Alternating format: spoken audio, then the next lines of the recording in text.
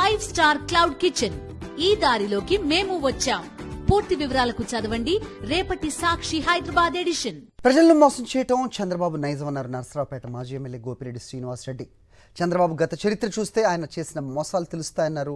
Budget కేటాయింపులో మరోసారి చంద్రబాబు ప్రజలను మోసం చేశారన్నారు గోపిరెడ్డి. ప్రజలు కూటమి నేతల మోసాలను గుర్తించాలి అన్నారు ఆయన. 6,400 కోట్లు పెట్టి ఎవరిని మోసం చేయదలిచాడు? ఎవరికి ఈరోజు ఇవ్వటం లేదు తల్లికి వందనం. అసలు తల్లికి వందనం ఇస్తున్నారా లేదా? బడ్జెట్లో అయితే ఆల్రెడీ ఇచ్చేసామని కూడా చెప్పడం జరిగింది. అట్లానే రెండోది అన్నదాత సుఖీభవ. రైతులకి ఈరోజు సంవత్సరానికి 20,000 రూపాయలను ఇచ్చి అధికారంలోకి వచ్చిన చంద్రబాబు ఈరోజు బడ్జెట్ కేటాయింపుల్లో కేవలం 1000 కోట్లు మాత్రమే కేటాయించడం జరిగింది. సరే, కేంద్ర ప్రభుత్వం 3,500 కోట్లు ఇస్తే మొత్తం కలిపి 4,500 కోట్లు ఈరోజు చంద్రబాబు నాయుడు అన్నదాత సుఖీభవ చూపిస్తే ఈరోజు అవసరమైంది ఎంతండి? 10,700 కోట్ల రూపాయలు అవసరం. 10,700 కోట్లు, దాదాపు ఈ రాష్ట్రంలో 53,58,000 మంది రైతులు అర్హులై ఉంటే ఈ పథకానికి.